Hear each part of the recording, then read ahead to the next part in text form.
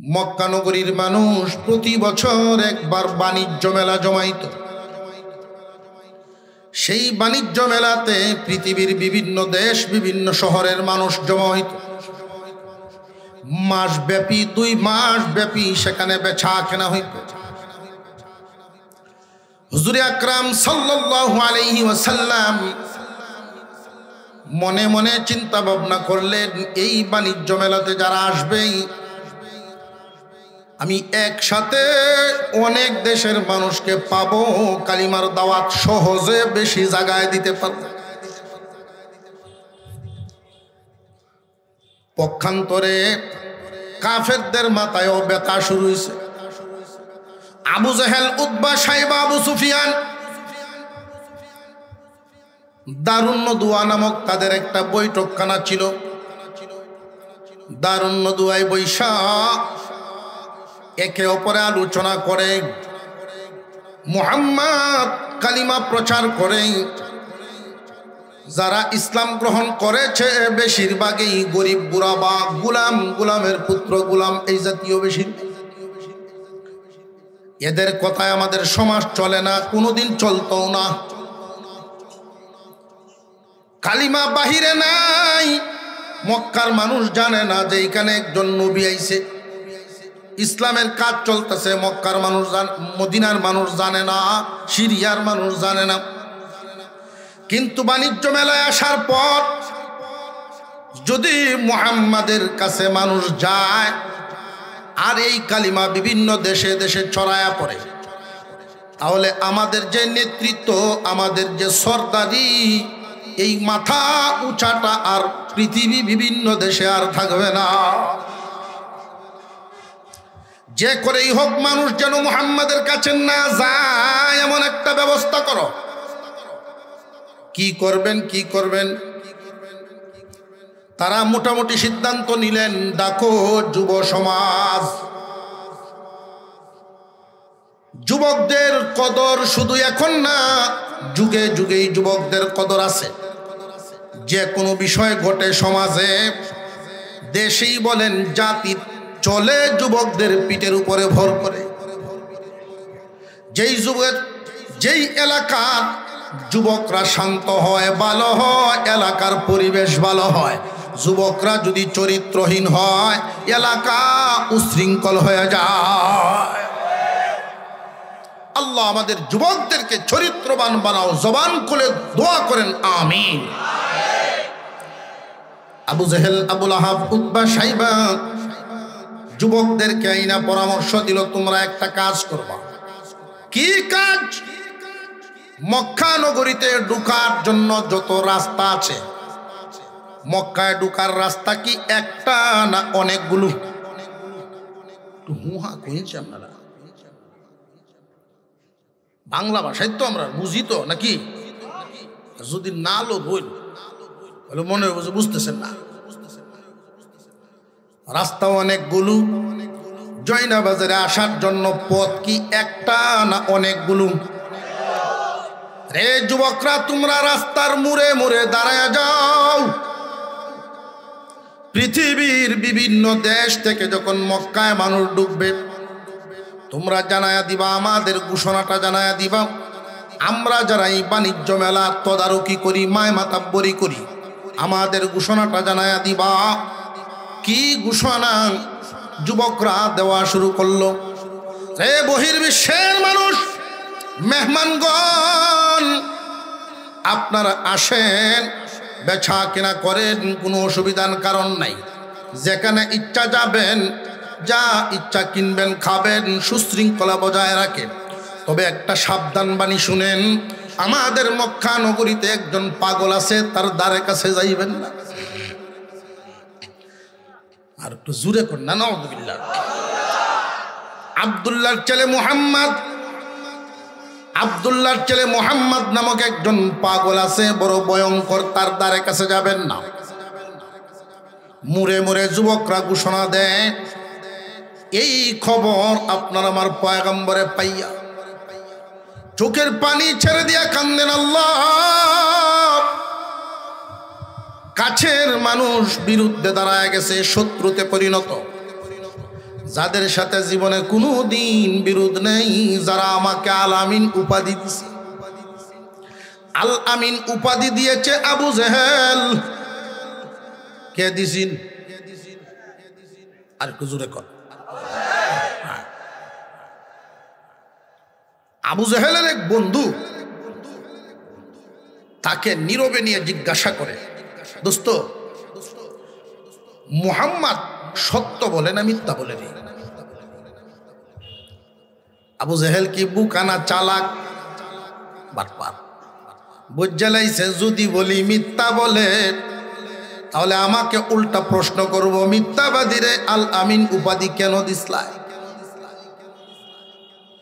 যদি বলি সত্য বলে তাহলে আবার প্রশ্ন করবে, তাহলে এই লোকের বিরোধিতা কেন করো? করছে না বিরোধ?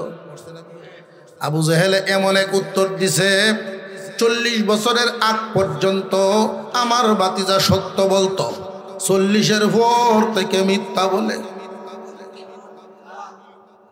বুঝছেন?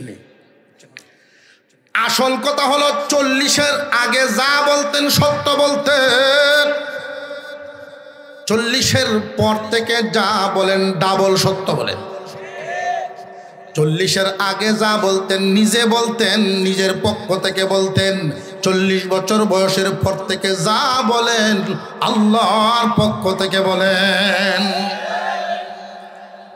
মুড়ে মুড়ে লোকেরা যখন এই ঘোষণা দেয় মুহাম্মদ পাগল, দ্বারে কাছে কেউ যাইবা না, আপনার আমার পয়গম্বর সেজদায় পড়ে গেলেন, কান্না শুরু করে দিলেন। ও প্রভু, ইচ্ছা করেছিলাম একসাথে কম সময়ে তোমার এই কালিমার ঘোষণা বিভিন্ন দেশের কোনায় কোনায় পৌঁছে যাবে, এখন তারা আমার এমন বিরোধিতা করে, আমারে পাগল বলে মানুষ যেন আমার কাছে না আসে। পৃথিবীর জমিনে যত পয়গম্বর আল্লাহ পাঠিয়েছেন, অন্যান্য নবীদের শান আর আমার আপনার পয়গম্বরের শান কি এক না ভিন্ন? অন্যান্য নবীগণ আল্লাহর পাগল, আর স্বয়ং আল্লাহ সুবহানাহু তাআলা আমার আপনার নবীর পাগল। অন্যান্য নবীগণ আল্লাহকে ভালোবাসেন, আর আল্লাহ ঘোষণা দেন আমি আমার হাবিবকে ভালোবাসি। অন্যান্য নবীগণ পেরেশান থাকতেন, কি করলে আল্লাহ খুশি হবেন, কি করলে আল্লাহ খুশি হবেন, আর আমার আল্লাহ মায়ার নজর দিয়া তাকায় থাকতেন, কি করলে হাবিব খুশি হইবে। আর জোরে কোন সুবহানাল্লাহ। বিহুদ ফালছে আপনারা রে, কই হুজুর, এই হুজুর কই তো আনছে, জোরে জোরে কথা কয়। মনে মনে ভাবতেছেন যে আপনারা আনছে আলোচনা করবেন, আমরা রে কথা কয়েন কেন? আপনাদেরকে বলানোর একটা উদ্দেশ্য তো অবশ্যই আছে। মুসলমানের আওয়াজ যত নিচা হয়, বাতিলের আওয়াজ তত উঁচা হয়। আর মুসলমানের আওয়াজ যখন উঁচা হয়, শয়তানের দল বাতিলের আওয়াজ তত নিচা হয়ে যায়। মুসলমানের আওয়াজ এত নিমুজিমু থাকবে কেন? ঠিক বেঠিক সুবহানাল্লাহ আলহামদুলিল্লাহ জবান খুলে বলতে পারবো তো ইনশাআল্লাহ? আল্লাহ আজকের এই মাহফিলকে কবুল করেন, বলুন আমিন। হুজুর আকরাম সাল্লাল্লাহু আলাইহি ওয়াসাল্লাম সিজদায় পড়ে কাঁদেন। আল্লাহ পাক রব্বুল আলামিন জিবরাইল আমিনকে পাঠায়া দিলেন, রে জিবরাইল, আমার দোস্তের কানে কানে বলায়া দাও, সিজদা থেকে মাথা উঠান, যারা আপনারে পাগল বলছে মানুষ যেন আপনার কাছে না আসে। আমি আল্লাহ চাইলে কি না পারি। আল্লাহ রব্বুল আলামিন বলেন, এই পাগল বলাটাই এদের বিপদ হবে, আপনার উপকার হবে।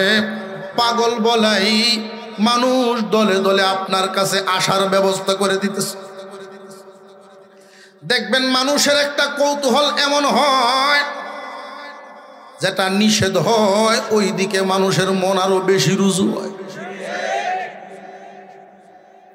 মানুষের মনে আল্লাহ বাসায় দিলেন, আগে তো হয়তো একজন একজনের শুনতো, দুইজন একসাথে শুনতো, এমন হইল। কিন্তু পাগল বলার কারণে মানুষ এখন বলা বলি করে, শুনছো রে মক্কায় নাকি পাগল আইছে মুহাম্মদ, আব্দুল্লাহর ছেলে মুহাম্মদ নামক পাগল।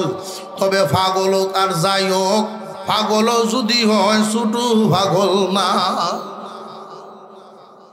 যদি পাগল হইয়াও থাকে ছোট না, বড় পাগল। কেন? যে তোমরা দেখো না বড় বড় নেতারা নামছে তার বিরুদ্ধে।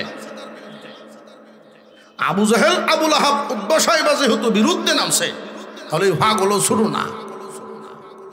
সুবহানাল্লাহ। মানুষের অন্তরে আল্লাহ কৌতূহল জাগায় দিচ্ছেন, লো দেখে পাগল যাচ্ছে। এমনি গেল একজন দুইজন, এখন যায় দল বান্ধিয়া। ইসলামের বিরোধিতা যে যুগে যারাই বেশি করছে, ইসলামের গতি আরো কমে নাই, বহু গুণে আল্লাহ বাড়ায়া দিছে। ইসলামের গতিকে যারা থামাইতে চায় তারা থেমে যায়, ইসলাম থামে না। এই জমিনেই, এই দেশেই বহু মানুষ বহু ধরনের কথা বলছে, কিন্তু বলনেওয়ালা থাকে না, ইসলাম টিকেই থাকে। মুসলমান ভাইরা আমার, মানুষ এখন দলে দলে যায় আপনার আমার পয়গম্বরের কাছে। হুজুর সাল্লাল্লাহু আলাইহি ওয়াসাল্লামের চেহারা মুবারক মহান আল্লাহ এত সুন্দর করে বানাইছে, এত সুন্দর করে আমার আপনার নবীকে আল্লাহ বানাইছেন, যার কোনো তুলনা চলে না, যার কোনো তুলনা চলে না। হালিমাতুস সাদিয়া, দুধমা হালিমাতুস সাদিয়া, আপনার আমার পয়গম্বরকে দুধ পান করানোর মেয়াদ শেষ হওয়ার পরে মক্কায় নিয়ে আসছেন, আমিনার কাছে ফেরত দিবেন। মায়া চাটতে পারে না, মেয়াদ শেষ, দেওয়া তো লাগবে। কিন্তু হালিমায় কয় মনে মানে না, কেমনে দিয়া যায়। একটা পাথরের উপরে দুনু মা বসছেন, একজন গর্ভধারিণী মা আর একজন দুধ মা। একটা পাথরের উপরে বৈশা কলিজার টুকরা সন্তান মুহাম্মদকে মাঝখানে বসাইছে। সুবহানাল্লাহ কন্যা, সুবহানাল্লাহ। বাড়িতে গিয়ে কইবেন। হালিমাতুস সাদিয়াই কয়, আমিনা একটা কথা বলি। কি বলবা বোন বলো। জীবনে কত শিশু লালন পালন করলাম, জীবনে কত মানুষ দেখলাম, কিন্তু আমি হালিমার জীবনে মুহাম্মাদের মতো এত সুন্দর শিশু আমি দেখছি না। আমিনাই কয়, হালিমা তুমি গ্রামের মহিলা, কোনো এলাকায় ঘুরো নাই, কোনো দেশে যাও নাই, কি দেখবা। আমি শহরের মানুষ, কত দেশের মানুষ আসা যাওয়া করে, আমি কত মানুষ দেখেছি জীবনে, কত শহর ঘুরেছি, মদিনায় গিয়েছি, তায়েফ ঘুরেছি। আমি আমিনায়ও জীবনে আমার মুহাম্মাদের মতো এত সুন্দর শিশু দেখি নাই। আল্লাহ পাক রব্বুল আলামিন বলেন, জিবরাইল শুনছনি দুই মার আলাপ। রে জিবরাইল শুনছনি আমার পয়গম্বরের কথা। সুন্দর কোনো মা আমার দুস্তের মতো সুন্দর কাউরে দেখেন। তুমি বলো তো দেখি, তুমি দেখছনি? জিবরাইল আলাইহিস সালাম বলেন, আদম আলাইহিস সালাম থেকে নিয়ে সমস্ত নবীগণের কাছে আমি ওহী নিয়ে গেলাম। তামাম পৃথিবী চক্কর দিতে 1 সেকেন্ড লাগে না, পাখা মেলাইয়াও যদি আঠাই তাহলেই হয়ে যায়। তামাম দুনিয়া ঘুরে ঘুরে দেখেছি, মুহাম্মাদের মতো এত সুন্দর সৃষ্টি আমি জিবরাইলও দেখি না। আল্লাহ পাক বলেন, জিবরাইল রে, হালিমায় কয়ে দেখছি না, আমিনায় কয়ে দেখছি না, তুমিও কেউ দেখছি না, এর দ্বারায় আমার দোস্তের পরিপূর্ণ প্রশংসা হয় না। আমি আল্লাহর ঘোষণাটা শুনিয়া নাও, এই সৃষ্টি জগৎ সমস্ত মাখলুকগুলো বানাইছি আমি আল্লাহ। এই জীবনের সমস্ত মাখলুক বানাইছি আমি আল্লাহ। আমার দোস্তর মতো এত সুন্দর কোনো সৃষ্টি কোনো মাখলুক আমি বানাই না। চেহারা সুন্দর, এত সুন্দর এই চেহারায় আল্লাহ রাখছেন। দলে দলে মানুষ চেহারা মুবারক দেইকা, দূর থেকে দেইকাই মানুষ বলে এমন চেহারার মানুষ পাগল হতে পারে না। দলে দলে মানুষ যায়, দূর থেকে চেহারা দেইকাই পাগল। একটা বাবা আছে না, দেখলে পাগলের চলাফেরা দেখলেই তো পাগলের আগের কথা হিসের কথার কোনো মিল নেই, পোশাক আশাকের কোনো সিস্টেম নেই, ঠিক না? ঠিক। মানুষ দলে দলে গিয়াই আপনার আমার পয়গম্বরের চেহারা মুবারক দেখাই বলেন এমন চেহারার মানুষ কোনোদিন পাগল হতে পারে না। লোক কাছে যাই, দূর থেকে এবার কাছে গেছে, মুখের কথা শুনি, কি বলে তার কথা শুনি। আল্লাহ আদেশ দিয়েছেন, দোস্ত এদেরকে যদি আপনি তাওহীদ বুঝাইতে চান এরা বুঝবে না। সুতরাং এক কাজ করেন, শুধু যা নাজিল করেছি কুরআন তিলাওয়াত করে করে শোনা। আল্লাহর পয়গম্বর তিলাওয়াত শুরু করলেন কুরআনের আয়াত। কুরআনুল কারীমের তিলাওয়াতের একটা প্রভাব মানুষের অন্তরে পড়ে। আল্লাহর কালাম কুরআনুল কারীম, এই কুরআনের তিলাওয়াত শুনে হাজার হাজার কাফের মুসলমান হয়েছে, এমন ইতিহাস আছে না নাই? আল্লাহ পাক রব্বুল আলামিনের কালাম কুরআনুল কারীম যখন পয়গম্বরের জবান দিয়ে তিলাওয়াত শুরু হয়েছে, যার উপরে নাজিল হয়েছে উনি যখন তিলাওয়াত শুরু করে দিলেন, তখন এর মজা কত! কঠিন কঠিন হৃদয়ের মানুষ চোখ দিয়ে গড়গড় করে পানি চাটতেছে। আরব দেশের মানুষ তারা শুনলেই এর অর্থ বুঝতে পারে। কথার ওজন বুঝে বুঝে তারা এক বাক্যে স্বীকার করতে তারা বাধ্য হয়েছে। এমন চেহারার মানুষ পাগল নন, এমন জ্ঞান ছন্দ আকারে বের হচ্ছে, কোনো একটা শব্দ ভুল নাই, এমন মানুষ পাগল হতে পারে না। উনি দাবি করছেন নবী, আমরা মেনে নিলাম, আমরাও কবুল করলাম ইসলাম। লা ইলাহা ইল্লাল্লাহু মুহাম্মাদুর রাসূলুল্লাহ। দলে দলে মানুষ মুসলমান আছে। শত্রুপক্ষ আবু জেহেল, আবু লাহাব, উতবা সাহেবা খুশি না বেজার? আরো জোরে করলাম কি আর হইল কি? করলাম কি হইল কি? না, আর বসে থাকলে চলবে না, যে কোনো ভাবে থামাইতে হবে। কেমনে থামাইবা? চেষ্টা কি কম চলতেছে? আরেকজন দাঁড়িয়েছে, তো চেষ্টা এমনি করলে হবে না। আমাদের বুদ্ধি ফেল, আমাদের বুদ্ধির দ্বারা মুহাম্মদকে আটকানো সম্ভব হবে না। কেমনে সম্ভব হইব? তৌরাত অথবা ইনজিলে আলেম ওলামা লাগবে। তৌরাত অথবা ইনজিলের আলেমদের কাছে যাই, তাদের কাছ থেকে পরামর্শ নেই। তাদের পরামর্শ যা দিবে সেই দিয়ে যদি আমরা আটকাইতে পারি।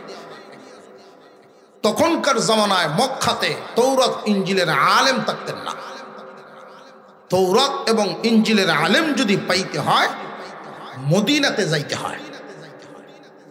দারুন নদুয়ায় তারা বসে সিদ্ধান্ত নিলেন, নজর ইবনে হারেস, আস ইবনে ওয়াইল, তোমরা দুজন যাও, মদিনার আলেমদের কাছে আমরা মক্কা নগরীর হালত বলো, মুহাম্মাদের অবস্থা বলো, তারা যা সিদ্ধান্ত দেয় সেটা নিয়ে আসো, সেই অনুযায়ী আমরা কাজ করি। আস ইবনে ওয়াইল, নজর ইবনে হারেস মদিনায় চলে গেল মদিনার আলেমদের কাছে। ওগো তৌরাত ইনজিলের আলেমগণ, আমাদের মক্কা নগরীর হালত ভালো না। পুরাতন বাপ দাদার ধর্ম, আমাদের বাপ দাদার পুরাতন ধর্মের বিরুদ্ধে নতুন এক ধর্ম চালু করছে আব্দুল্লাহর ছেলে মুহাম্মদ নামক একজন ব্যক্তি। আব্দুল্লাহর ছেলে মুহাম্মদ নিজেকে নবী দাবি করে আমাদের বাপ দাদার পুরাতন ধর্ম মুছে দিয়ে নতুন ধর্ম চালু করতে চায়। আমরা বড় বিপাকের মধ্যে আছি, নিরুপায় হয়ে আপনাদের কাছে আইছি। কি করতে পারি? জীবনে কোনোদিন মুহাম্মদকে মাদ্রাসায় পড়তে দেখি নাই, বুঝতেছেন? মুহাম্মদ কারোর কাছে পড়াশোনা করে নাই, মাদ্রাসায় পড়ে নাই, কোনো শিক্ষকের কাছেও পড়ে নাই। নবী দাবি যে করে, এখন যে সে নবী দাবি করে, আমরা কি তাকে মানব নাকি বিরোধিতা করব? আমরা বড় বিপাকের মধ্যে আছি। মক্কা নগরীর অবস্থা ভালো না। মক্কাবাসীরা প্রতিনিধিরা বসে আমাদের দুইজনকে পাঠাইছে, আপনারা যা শিখাইবেন তা নিয়ে আমরা সেখানে যাব। তৌরাত ইনজিলের আলেমগণ বোর্ড মিটিং বসাইছে, কি করা যায় এমন হালত। পরামর্শ করে তারা সিদ্ধান্ত নিল, ও মক্কার মানুষ আসো, তোমরা বলছো মুহাম্মদ কোনোদিন শিক্ষকের কাছেও পড়ে নাই, মাদ্রাসায়ও পড়ে নাই, মূর্খ মানুষ, উম্মি মানুষ, অথচ নবী দাবি করে। আমরা তোমাদেরকে 3টা প্রশ্ন শিখাইয়া দিব, এই 3 প্রশ্ন নিয়ে তোমরা মক্কায় যাও। এই 3টা প্রশ্ন মুহাম্মাদের সামনে বলবা, যদি উত্তর দিতে না পারে তোমরা যা ইচ্ছা তা করবা। 3 প্রশ্ন আমরা শিখায় দিতেছি। মুহাম্মদ নামক নতুন নবী, তারে গিয়ে 3 প্রশ্ন করবা। এই 3টা প্রশ্নের উত্তর যদি দিবার না পারে, আমাদের কোনো কথা নাই, তোমরা তোমাদের আইন অনুযায়ী ব্যবস্থা নিবা। কিন্তু শুনিয়া রাখো, যদি উত্তর দিয়া দেয়, তোমরাই বলছো কোনোদিন মাদ্রাসায়ও পড়ে নাই, শিক্ষকের কাছেও পড়ে নাই। এই 3টা প্রশ্নের উত্তর যদি উনি দিয়া দেয়, তাহলে কিন্তু মনে করবা মুহাম্মদ সাধারণ মানুষ নয়, তার কাছে আল্লাহর পক্ষ থেকে ওহী নাজিল হয়। প্রশ্ন 3 কান শিখাইয়া দিছে। 3 প্রশ্নের উত্তর নিয়ে আইছে। দুনিয়ার জমিনে যত প্রশ্ন আছে 2 প্রকার। প্রশ্ন করা হয় হয়তো জানানোর জন্য, জানার জন্য, জানা বোঝার জন্য প্রশ্ন করা হয়, এটা এক ধরন। আরেকটা প্রশ্ন হইল আটকানির প্রশ্ন। তারা যে প্রশ্ন লই আইছে, এটা কি জানা না আটকানো? কথা বুঝতেছেন? জানার জন্য যদি কেউ কোনোদিন প্রশ্ন করেন, কাউকে যদি প্রশ্ন করেন, কোনো শর্ত নাই, জানেন না প্রশ্ন করবেন, অসুবিধা নেই, জানিয়া নেন। কিন্তু আটকাইবার জন্য যদি প্রশ্ন করতে হয়, এর উত্তরটা আগে নিজের জানতে হয়। বুঝাচ্ছে? প্রশ্ন করে না একদল আর একদলে করে না প্রশ্ন, বিশেষ করে হুজুর হইলে প্রশ্ন বেশি হয়। আর প্রশ্ন আসলে জানার প্রশ্ন খুব কম, আটকানি চিন্তা ভাবনাটা বেশি থাকে। এমন কিছু লোকই আছে। আমার এক লোকে একবার জিজ্ঞাসা, হুজুর একটা কথা জানতাম। কি কথা? হযরত বেলালের নানির নাম কি আছে? সব সময় মনে থাকবো এমন কোনো কথা হইল, আর এগুলো তো ব্যবহারও হয় না সব সময়। এখন যদি কই যে আমার জানা নাই, এটা হলো কলকি ফাট্টি। যে লোক জিগাইছে গাঞ্জা ফাট্টি, এলাকাত প্রচার কর, হ্যাঁ বুঝছি, দেখে আলছি ভিতরে কি আছে জানা আছে, আটকাই আলছিলাম, জিগাইছি মারছে না। আরো শুনে কোন কই মনে হইতো না। হযরত বেলালের নানির নাম কি আছে? আমি কইলাম ভাই আপনি কি টিহা পয়সা ভাই ভাই? কয় না। তাহলে এই টিহানা জানি লাভ কি? ওজুর ফরজ কয়টা, গোসলের ফরজ কয়টা, আসেন বসেন, এটি এক দুটো জবাই দেয়। কয় না তাহলে এটা আরেকদিন যাই। ঠিক আছে। মাদ্রাসার ছাত্র দেখলেও দেখবেন অনেকেই আছে ভাল লাগে না, মাদ্রাসাত পড়ে কপালের সামরা বাজ গড়িয়া বোঝা যায় কেলা মারছে তারে। কিন্তু সেই দিন পরিবর্তন হচ্ছে। চরিত্রবান যদি তৈরি করতে হয়, মাদ্রাসার বারান্দা না পারায়া কোনো রাস্তা নাই। আমরা মুসলমান, ভুলে গেলে চলবে না। আমাদের শেষমেশ জায়গা কিন্তু যায় নামাজ। জোরে কর।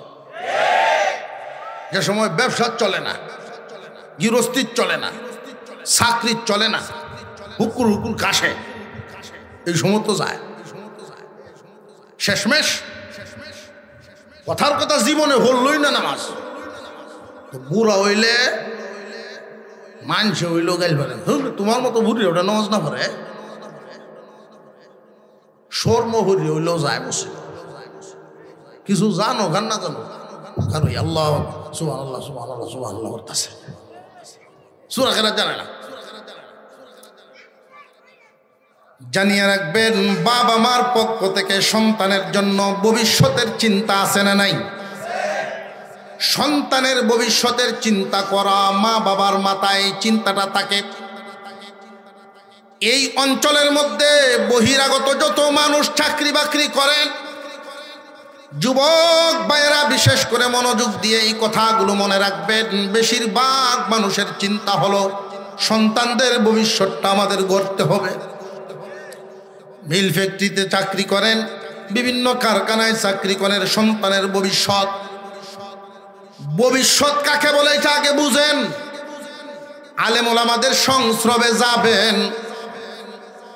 সাহাবায়ে কেরাম এই কাজ করতেন, সাহাবীরা এটা করতেন। ছোট ছোট বাচ্চাদেরকে আঙ্গুলে ধরে ধরে নবীজির কাছে নিতেন, আল্লাহর পয়গম্বরের সামনে নিয়ে বসাইতেন।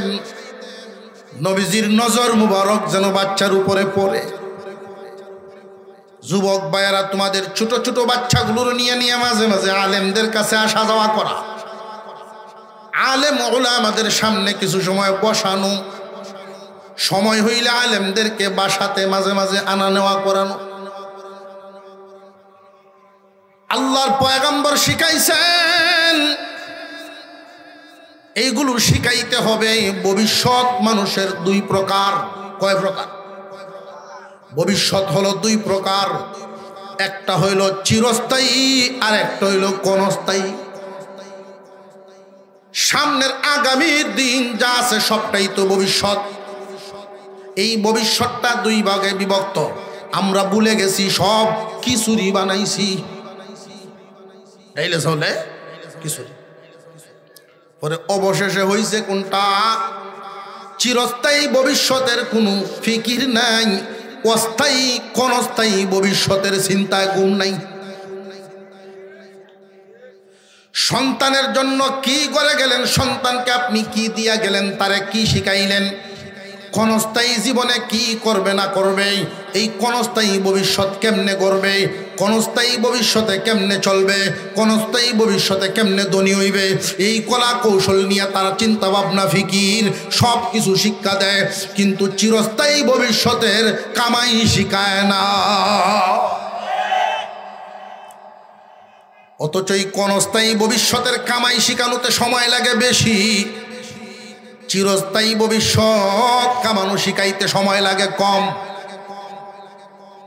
ছেলে হোক আর মেয়ে হোক, একটা বাচ্চাকে যদি আপনি এই আব্দুল মান্নান ইসলামিয়া মাদ্রাসায় কথার কথা এখানেই দিলেন, এনের হতাই কইতাছি না আবার, এটা ভাববেন না তাহলে হুজুর রেবান মতো সব আনছে, এটি কোনের লেগে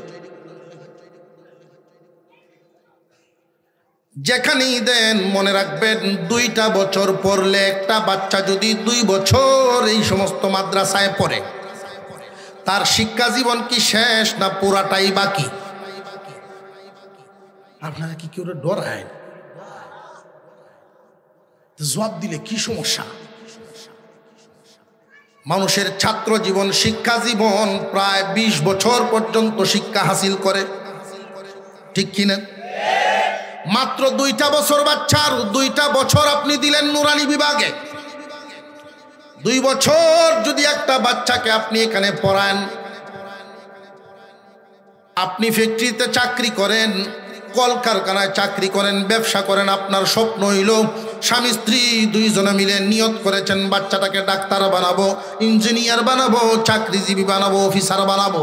অসুবিধা নাই, সমস্যা নাই। ইসলাম ধর্ম শান্তির ধর্ম, ইসলাম ধর্ম আসান ধর্ম, ইসলাম ধর্ম পৃথিবীর শ্রেষ্ঠ ধর্ম। এই ধর্মের এক একটা বিধান কত ওয়েটেবল, কত ওজন লক্ষ্য করেন। আল্লাহ তো ইচ্ছা করলে এই বিধান করতে পারতেন সকলের উপরে আলেম হওয়া ফরজ,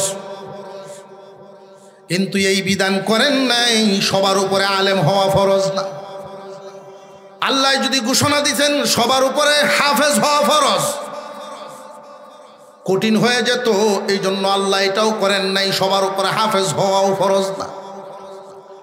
কিন্তু একজন মুসলমান, নারী হোক আর পুরুষ হোক, নামাজের সূরা, ওযু, গোসল, পাক না পাক, কুরআনুল কারীমের তিলাওয়াত, দেখে দেখে কোরআন পড়তে পারা, এই পরিমাণ শিক্ষা হাসিল করা প্রত্যেক নরনারীর উপরে ফরজ। কেন ফরজ? যে এতটুকুন শিক্ষা অর্জন করতেই হইবে, নইলে পরকালের কামাই জুটবে না। আপনার সন্তানকে আপনি ডাক্তার বানাবেন, কোনো অসুবিধা নেই, ইঞ্জিনিয়ার বানাবেন, কোনো অসুবিধা নেই। ভবিষ্যৎ যেহেতু 2টা, ইহকাল এবং পরকাল, ক্ষণস্থায়ী এবং চিরস্থায়ী। ভবিষ্যৎ কয়টা? ভবিষ্যৎ যেহেতু 2টা, সন্তানকে শিক্ষাও দিতে হবে 2 লাইনে। 1 লাইন না 2 লাইন? 2 লাইনে শিক্ষা দিতে হবে। কিন্তু আমরা বেশিরভাগই ভুল করি, ওই জায়গায় শিক্ষা দিই একমুখী শিক্ষা হওয়ার কারণে আমি আমার সন্তানকে ঠকায়া দিলাম। কেমন ঠকাইলাম লক্ষ্য করে দেখবেন। ডাক্তার বানাইলেন, নামাজ শিখাইছেন না। ইঞ্জিনিয়ার বানাইছেন, কোরআন শিখাইছেন না। আপনার সন্তানকে বাবা হিসাবে মারাত্মক ঠকায়া দিলেন। আর যদি আরেকজন এমন গার্জিয়ান উনার মতো যদি হইতেন, উনি আগে 2 বছর এখানে পড়াইছেন, এরপরে নিয়ে ডাক্তার বানাইছে। 2 বছর নুরানি বিভাগটা এখানে পড়ে যাওয়ার কারণে তার লাভটা কি হয়েছে? উনি যায় নামাজে গিয়া দাঁড়াইলে অসহায় লাগবে না। আপনি বাবা মারা গেলেন, আপনার জানাজার নামাজ প্রদর্শনী আছে না নাই? প্রদর্শনী দেখা যায়, ছোট ছোট বাচ্চারা জানাজা পড়ায়, আছে না নাই? 2 বছরে এমন শিক্ষা দেওয়া হয়, আপনি বাবা যেই দিন মারা যাবেন, ছেলে যদি ইঞ্জিনিয়ারও হয়, নামাজ কালাম আমল ঠিক থাকে, আপনার সন্তান ওই 2 বছরের কামাই দিয়ে আপনার শেষ বিদায়টাও দিব।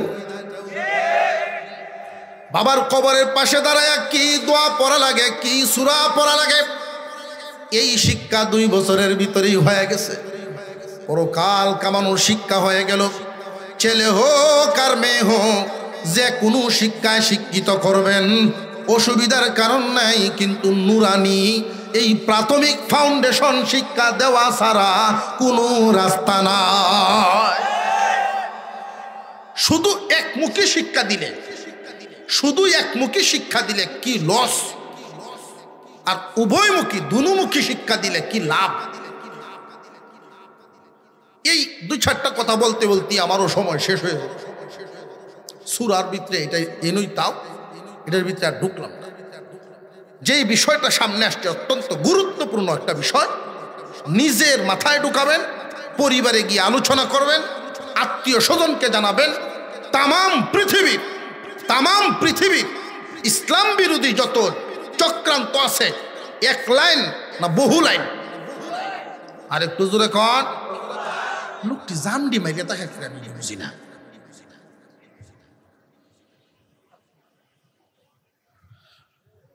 মনে মনে ভাবতে চাচ্ছে আমার সাথে তো কইতে আছে, আমি না কইলাম। তাম পৃথিবীর বহু চক্রান্ত ইসলামের বিরুদ্ধে, সকল চক্রান্ত আইসা এক জায়গায়, সকল চক্রান্তের লক্ষ্য উদ্দেশ্য আবার একটা। চক্রান্ত বহুমুখী, লক্ষ্য উদ্দেশ্য একটা। সেই লক্ষ্যটা হলো মুসলমানকে কোরআন থেকে দূরে রাখা। মুসলমান যদি কোরআন থেকে দূরে থাকে তারা কামিয়াব হতে পারবে না। আর মুসলমান যদি কোরআনের সঙ্গে থাকে, এই মুসলমানদের কাছ থেকে নেতৃত্ব ইহকাল বলেন পরকাল বলেন কেউ নিতে পারবে না। আপনার সন্তান উভয়মুখী যদি শিক্ষিত হয়, প্রথমে মাদ্রাসায় পড়াইছেন, এরপরে জেনারেল, এই যে প্রাথমিক শিক্ষাটা 2টা বছর দিয়া দিলেন। অনেক গার্জিয়ান আমাদের সাথে তর্ক করে, কয় হুজুর আমার সন্তান যখন বড় হবে তার ইসলাম, তার নামাজ কালাম সে শিখবে। জানিয়া রাখবেন, গ্যারেন্টি দিয়া বলতে পারে এটা সম্ভব হয় না। এটা সম্ভব হয় না। যে কেমনে বললেন? যে আপনাদের উপরে বিচার করে বললাম, আপনি ছোটবেলায় কোরআন শিখেন নাই, এখন কেমনে পারতেছেন? আপনার দ্বারাই যেহেতু সম্ভব না, তাদের দ্বারাও সম্ভব না। বেশিরভাগ মানুষ মুসলমান, বেশিরভাগ মুসলমান নামাজ পড়ে না, না জানার কারণে। বেশিরভাগ মুসলমান নামাজ পড়ে না, না জানার কারণে। যদি ছোটবেলায় শিখায় দিতেন, একবার পড়ে না আরেকবার পড়তো, একবার না পড়লে আরেকবার পড়তো। জানিয়া রাখবেন, যে যে জিনিস জানে, যে যেটা জানে, জানায় তারে টানে। হিসাব মিলে? আল্লাহ পাক রব্বুল আলামিন কুরআনুল কারীম নামক নিয়ামত দান করেছেন। এই কোরআন আগে শিখাইবেন। আপনার সন্তানকে যদি কুরআনুল কারীমের শিক্ষা দিয়া হাফেজ বানানো লাগবে না, আলেম বানানো লাগবে না, শুধু দেখে দেখে কোরআন শরীফ খতম শুনাইছে, নাজেরা কমপ্লিট। এতটুকুন দৌলত যদি তার পেটে আপনি ঢুকায়া দিবার পারেন রে ভাই, এবার পিঠের উপর থাবা দিয়া ছাইরা দেন, চিন্তার কোনো কারণ নাই। এটা মুসলমানের সন্তান, কোরআন ঢুইকা গেছে ভিতরে, তাম পৃথিবী চরে বেড়াইবে। আপনার সন্তানকে শয়তান যত চক্রান্তই করুক, নাস্তিক বানাতে পারবে না। কোরআনের নূর ঢুকে গেছে ভিতরে। এই কুরআনুল কারীমের নূর যার ভিতরে থাকবে, আল কুরআনু নূর মিন ইলাহি, আল্লাহর পক্ষ থেকে আসা নূর। এটা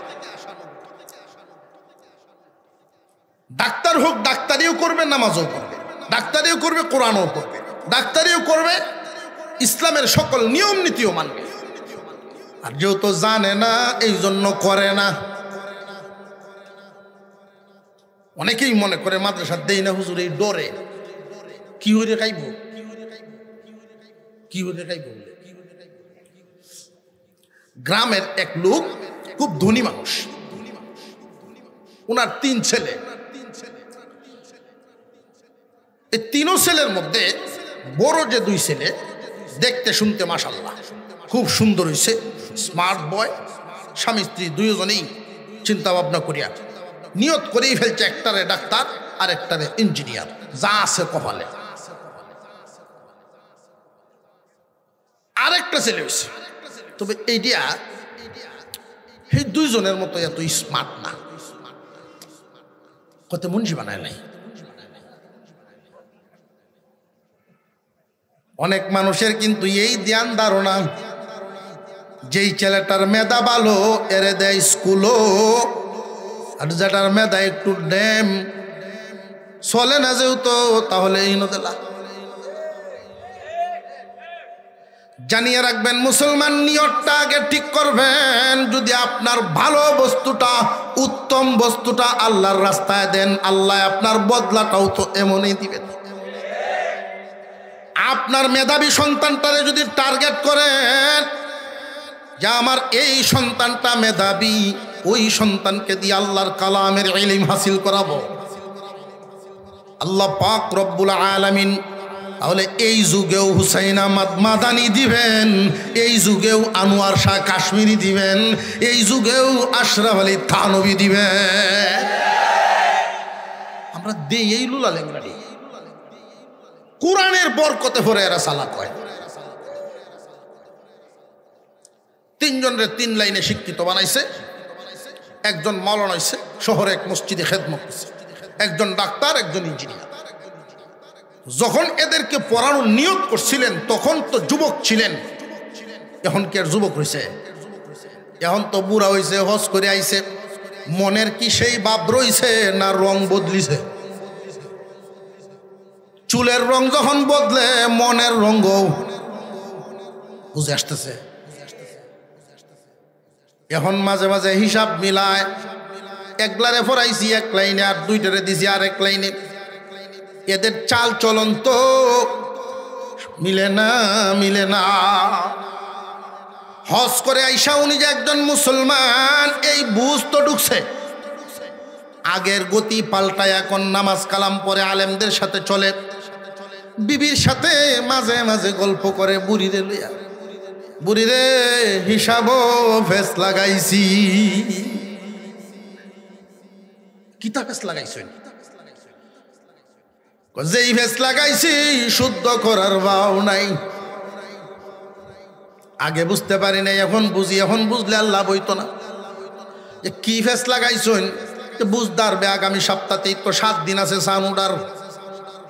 কুরবানির চাঁদ উঠলেই তো ছেলেরা ছুটির বাড়ি যাইব। 3 ফুট ঈদ করবো বাড়ি, পরে দেখিস কারখানা আমি বুঝাই। আলেম ফুট মা বাবার জন্য ফল মিষ্টি মাছটা কাপড় চোপড় লইয়া যায়।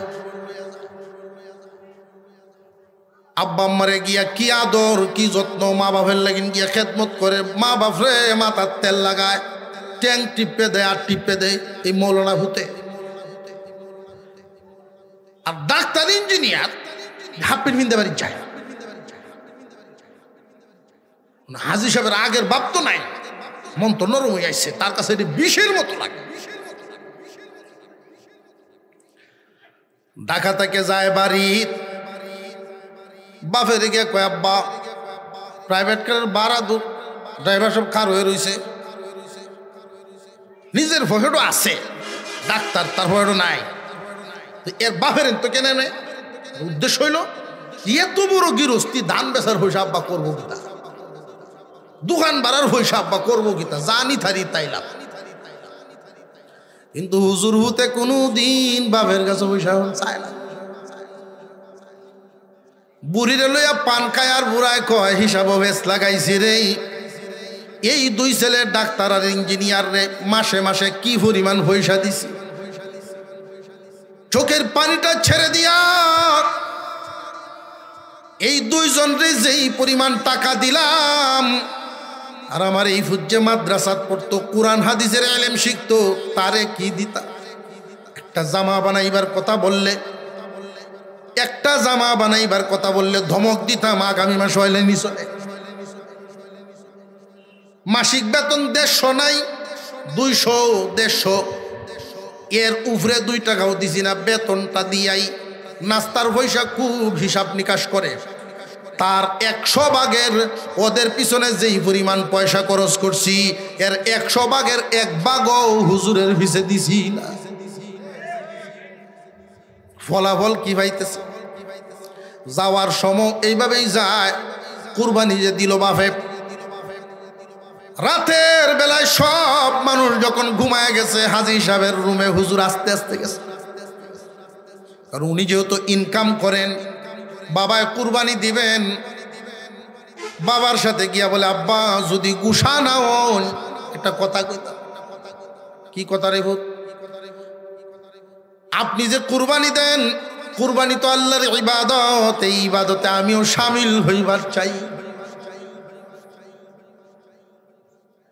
10,000 টাকা গরুত লাগাই তাই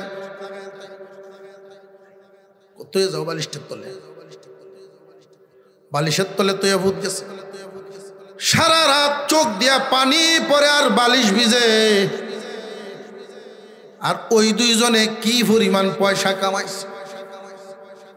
এই দুইজনও সাক্ষাৎ করিয়া গেছে কিছুক্ষণ আগে, বাবারে চাপ দিয়ে গেছে, আব্বা একটা কোম্পানি খুলতাম, ঔষধ কোম্পানির সাথে, ঔষধ বানানির একটা কোম্পানির সাথে শেয়ার হইতাম, একসাথে 20 লাখ লাগে, এত জায়গা জমি দিয়ে আমরা কর্ম কিছু বেচে দিলাও,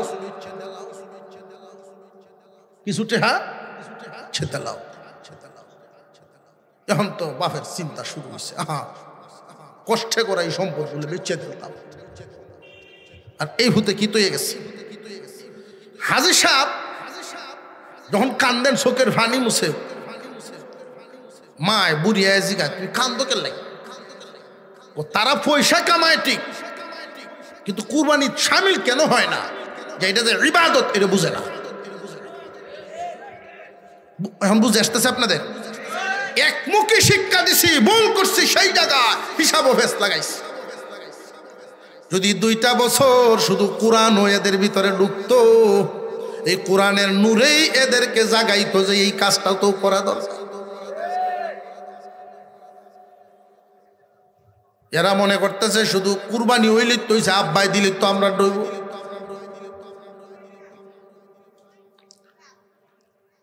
ঈদ শেষ, জার্জির মতো বাসা তাইছে। হাজী সাহেব মনে মনে যে আমি 2 ছেলের বাসাত বেড়াইয়া, আমি এদের হালত দেখতে আইতাম। তো হাজী সাহেব মানুষ, বেটা ব্যাগটা লইয়া ছাতিরে বেটার মতো আইছে। আগে খবর দিছেন না, খবর না দিয়া উনি আসছেন শহরে। প্রথমেই গেছেন ডাক্তার হুতের বাসা। 3 বছর আগে এক সময় আসছিলেন, একটা জায়গা কিনছেন, বাসাত যেখানে থাকেন ওইটার সামনে একটা জায়গা কিনছেন, দেখে গেছে। 3 বছর পরে আসছেন। এখন দেখেন ওই বাসার মধ্যে ওই যে খালি জায়গাটা, এটা তার ফুতের কিনা।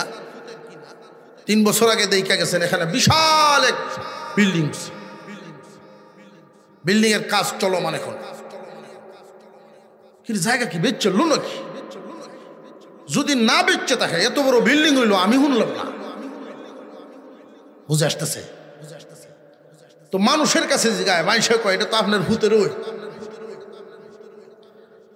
আবার মনে দুঃখ পাইল, আমার হুজুর হুদে এক সাইকেল কিনছে বাসা থেকে মসজিদে আসা যাওয়ার কারণে।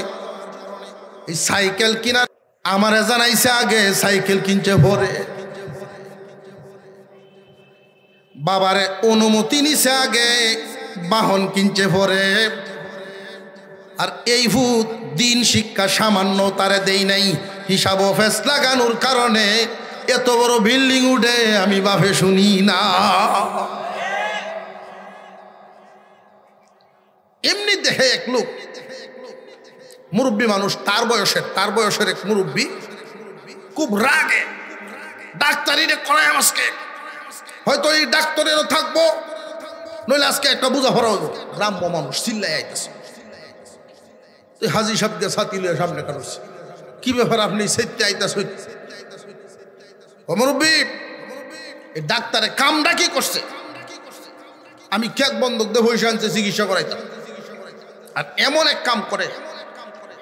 ও কি করছে? কই যে কাগজ দেখেন, কই ফেললে তো আমি বুঝতাম না। আমি ফার্মেসিতে গেছি ওষুধ আনতাম, এন লেহা 100 বস্তা সিমেন্ট একটা হইলে দিন 3 বার। তখন এই হাজী সাহেব বুঝছে কেসটা, মুরব্বীরা সাইড করে নিয়া কই যে বাসাটা হইতেছে এটা ডাক্তারের। তার ক্ষমতা হইল যেই পরিমাণ, এর চাইতে বিল্ডিং লয়েছে মাথা আরো বেশি বড়। আপনারা যে সময় বসা আছেন আপনার সামনে, এই সময় কোনো ফোন আইসিন? হ্যাঁ, মোবাইলে আলাপ করছে, ওই মেস্তুরি বেটায় ফোন দিছে 100 বস্তা সিমেন্ট লাগছে। এইটা আপনার প্রেসক্রিপশনে লিখেছে।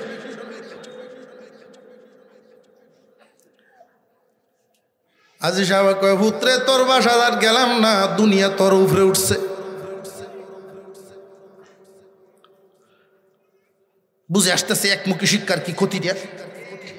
শুধু দুনিয়ায় ক্ষণস্থায়ী দুনিয়ার জন্য অন্ধ হয়ে যাবে, পরকাল কামানোতে আর কোনো সুযোগ সুবিধা নাই, কারণ কামাই তো জানেই না। আপনি বাবা হইয়া সন্তানের এই সর্বনাশ না করা। আপনার সন্তানকে আপনি দুনিয়া শিখাইবেন ভালো কথা, কিন্তু আগের দিন শিখান, 2টা বছর অন্তত নুরানি পড়ান। এতে আপনার কি লাভ হবে জানেননি? এটা শুধু এই শিক্ষা তার লাভ না, আপনি পিতারও লাভ। কোরআন যদি শিখাইতে পারেন, 2টা বছর নুরানি পড়াইলেন, আপনার কি লাভ? 1-2টা বলেই শেষ। শুধু তার লাভ না, না আপনারও লাভ। মানুষের যখন সখরাত আরম্ভ হয়, আজরাইল যখন সামনে আসতে থাকবে, সখরাত যখন আরম্ভ হয়,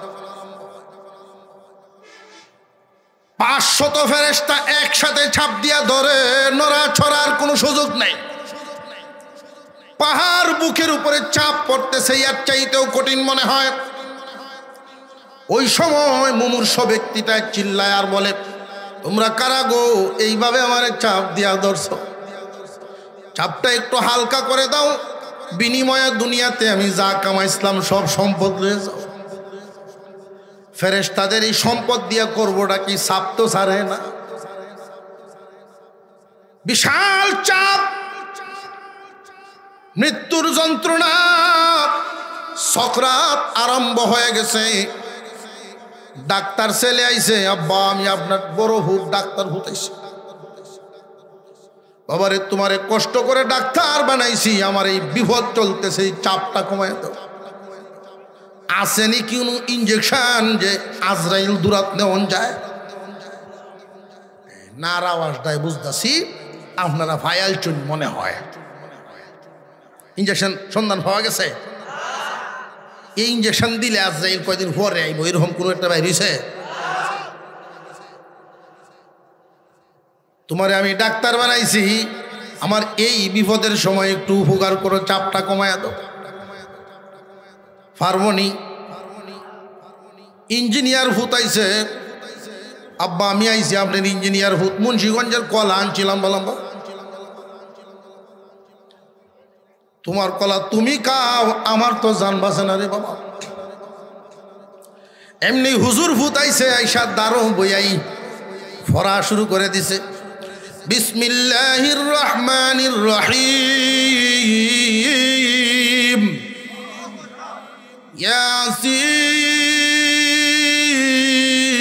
ইয়াসিন ওয়াল কুরআনিল হাকীম।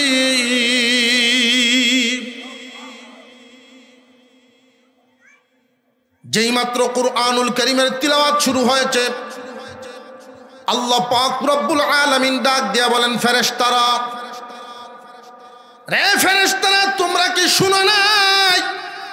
আমার কালামের তিলাওয়াতের আওয়াজ কি তোমাদের কানে লাগে নাই? সূরা ইয়াসিনের তিলাওয়াত যখন আরম্ভ হয়, কোন মুমূর্ষ ব্যক্তির কাছে যদি সূরা ইয়াসিন তিলাওয়াত করা হয়, আল্লাহর রাসূল বলেন সূরা ইয়াসিন তিলাওয়াতের বরকতে তার মৃত্যুর যন্ত্রণা আসান করে দেওয়া হয়। মহান আল্লাহ ধমক দিয়া বলেন, ফেরেশতারা, তোমাদের কানে কি আমার কালামের আওয়াজ পৌঁছায় নাই? এখন যদি হালকা না করো, আমার কালামের ইজ্জত থাকতো না। এমনি ফেরেশতারা চাপ সারিয়া দেয়, মৃত্যুর যন্ত্রণা বান্দার জন্য হালকা হইয়া যা। এই 2 বছরের শিক্ষা শুধু ফুতেরই কামও লাগছে না, বাপেরও লাগছে। আচ্ছা, আপনার বাড়ি কই? আপনি কেড়ে এত মানুষ রাও হরে না, আপনি কেড়ে জবটা দিলেন? আমি প্রথমেই বলছি, আপনারা যত জবাব দিবেন আমার সাথে, বক্তা আলোচনা করলে শ্রোতাদের কিছু হুশ তো থাকতো। আর আওয়াজ না এলে মনে করেন আপনারা ঘুমাইতেছেন, আঞ্জা রাখতে হয়। আপনারা বুঝতেছেন ঠিক আছে, কিন্তু একটু হুহা জবাব দিলে আমরা ভালো লাগে। মৃত্যুর যন্ত্রণা তিলাওয়াতে কমছে। তিলাওয়াত জানলে তো, আর নইলে শুধু দুনিয়া আর দুনিয়া। শুধু একমুখী শিক্ষা দিলে যা হবে সেটা হলো, আপনি মারা গেছেন, ছেলে বড় পয়সাওয়ালা, একমুখী শিক্ষা দেওয়ার কারণে সে তো কোরআন তিলাওয়াত জানে না, মর্ম বুঝে না। ফোন করবে, এই মসজিদের হুজুরে একটু খবর দে, 10 জন মুন্সি আনতো। বুঝছো ঘটনা? 10 জন মুন্সি আইনে আব্বার লাগিন কটা কতম পড়া। এরকম বাদাম্যা, এরকম গাধাও আছে না নাই?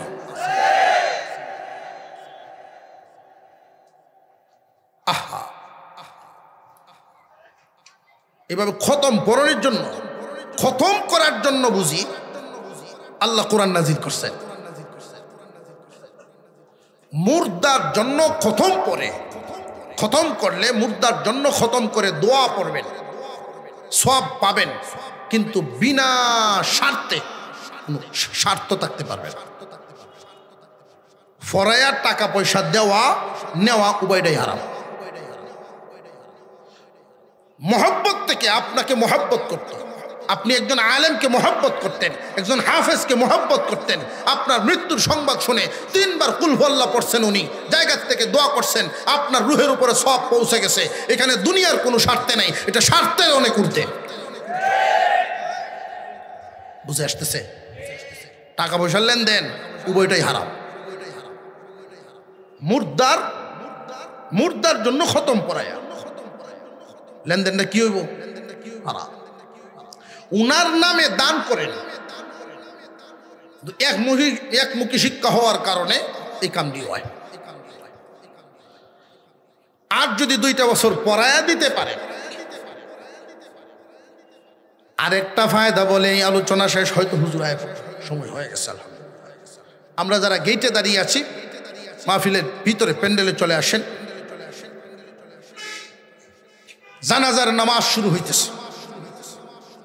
2 বছর পড়ানোর কারণে জানাজার শিক্ষাও তার আছে না নাই?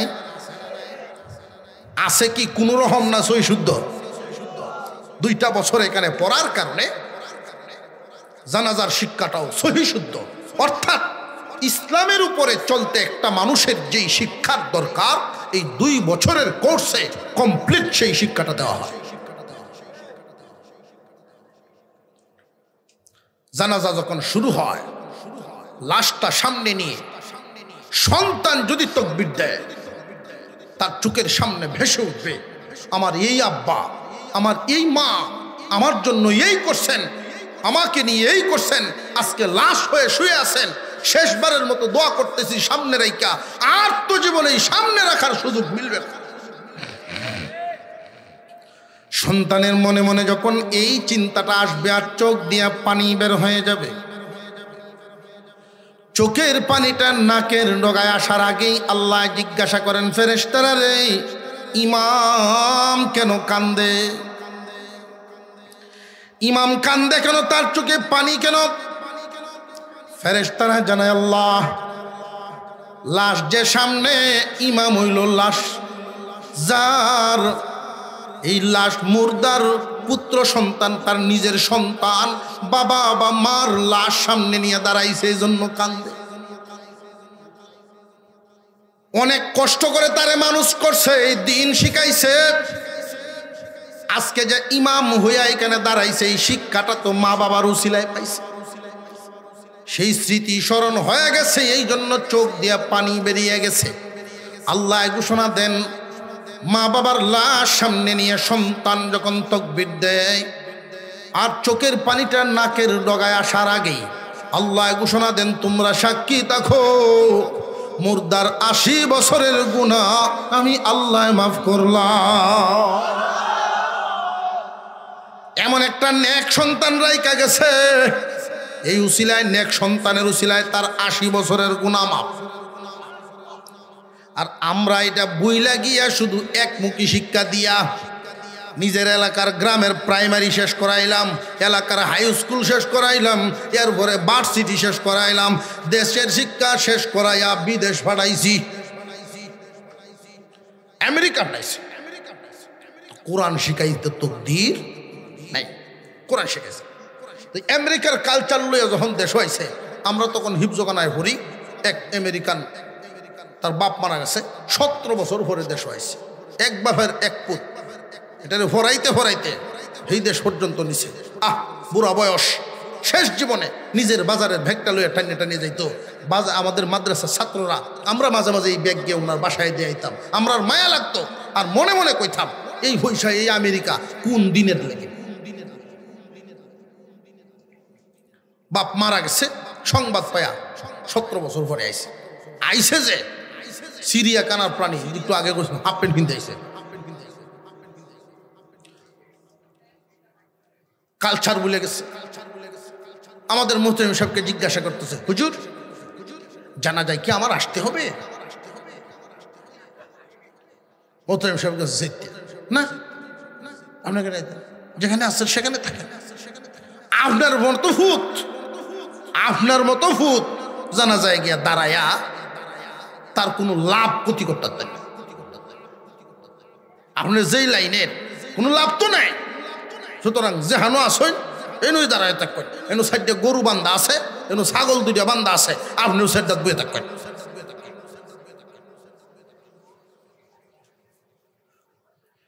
সন্তানকে দ্বিমুখী শিক্ষা দিলে যেই ফায়দাটা, কোরআনের একটা নূর, বাস্তব একটা কথা কোরআন শরীফ শিখাইছে। সারা বাংলাদেশে বৃদ্ধাশ্রম অনেক আছে না নাই? এর একটা রিপোর্ট আপনাদেরকে শোনাই। জিজ্ঞাসা করা হয়েছে বৃদ্ধাশ্রমে যারা আছেন, এখানে মুরব্বীরা যারা আছেন, বৃদ্ধাশ্রমে যারা আছেন তাদেরকে জিজ্ঞাসা করা হয়েছে কোন হাফেজ আলেমের মা বাপ কি কেউ এখানে আসছেন? থাকলে হাত তুলেন তো। কেউ হাত তুলছেন। কোন হাফেজ আলেমের মা বাপ বৃদ্ধাশ্রমে নাই।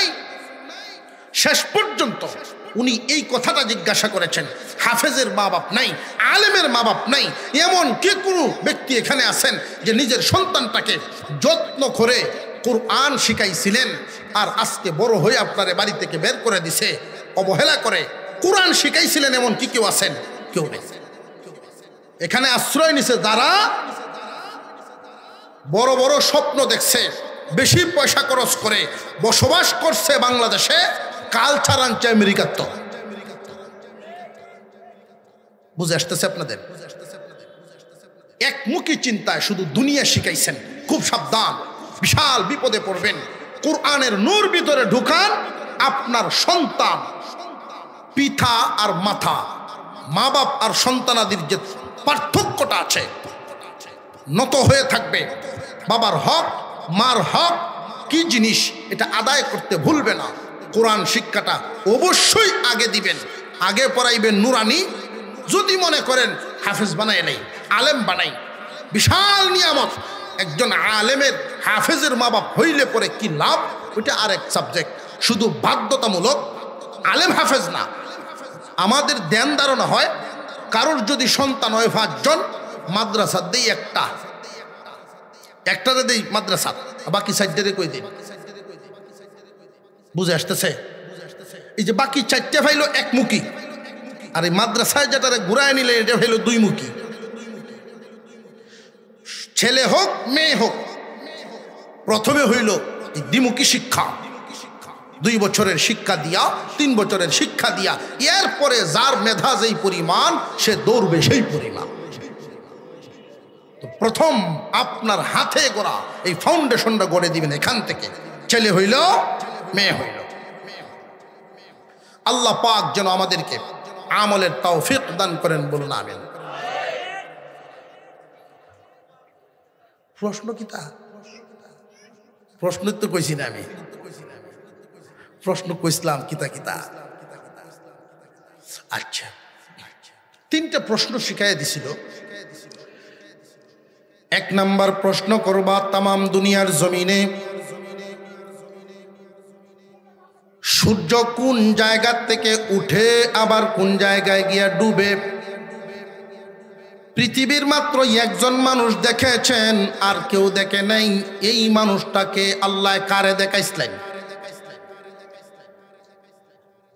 কোন মানুষ যাকে দেখাইছেন এই মানুষটাকে ছিলেন? সূর্য উদিত স্থান থেকে অস্তমিত স্থান পর্যন্ত নিজের চোখে দেখছে। এই মানুষটার নাম কি?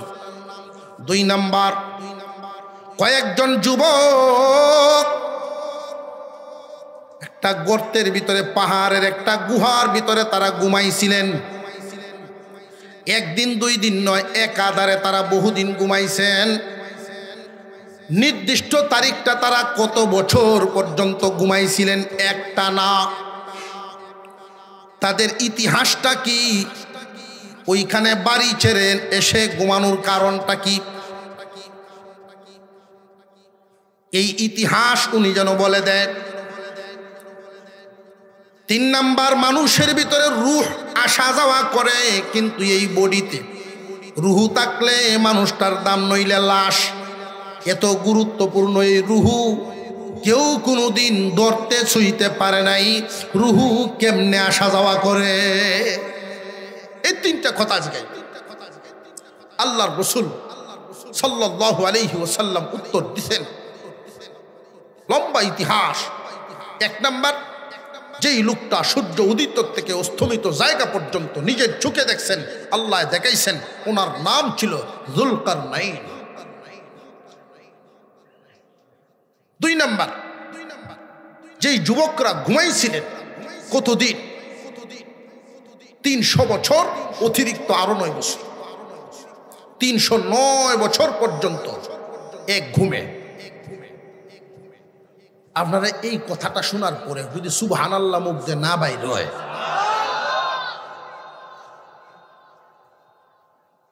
যেই যে সুবহানাল্লাহ আমি জুড়ে জুড়ে কইছি মাঝে মাঝে, তো কইই ফেলছি যে মিস করছো, কত জুড়ে আর কত কোয়ানি যায়। আল্লাহ পাকের প্রশংসা, আল্লাহর বরত্ব, আল্লাহর কুদরতের কথা শুনলেই সুবহানাল্লাহ পড়া। কুদরতি কোন জিনিস দেখলে, আশ্চর্য কোন জিনিস দেখলে ইংরেজিতে ওয়াও ওয়াও ওয়াও করে। মুসলমান সুবহানাল্লাহ বুঝলেই যাইতেছে, সুবহানাল্লাহ পড়া। সমস্ত প্রশংসা একমাত্র কার? 309 বছর পর্যন্ত ঘুমাইছে। 3 নাম্বার উত্তর, রূহ কেমনে আসা যাওয়া করে, যে রূহ কি জিনিস, এক কথায় উত্তর দিয়েছেন, রূহ আল্লাহর হুকুম মাত্র। আল্লাহর একটা হুকুম, আল্লাহর হুকুম চোখে দেখার মতো না, ধরার মতো না। আমরা যে কথা বলি কথা দেখা যায়, আল্লাহ হুকুম দিয়েছেন, রূহ আছে, হুকুম উঠে যাবে, রূহ চলে যাবে। আল্লাহ পাক রব্বুল আলামিন আমাদেরকে, সন্তানদেরকে যেন আমরা উভয় দ্বীনি শিক্ষা, বিশেষ করে ফাউন্ডেশনটা গড়ে এরপরে তাকে অন্যদিকে দিলেন, এই আমল যেন করতে পারি তৌফিকটুকু দান করেন। ওয়া আখিরু দাওয়ানা আনিল হামদুলিল্লাহি রাব্বিল আলামিন। আসসালামু আলাইকুম ওয়া রাহমাতুল্লাহ।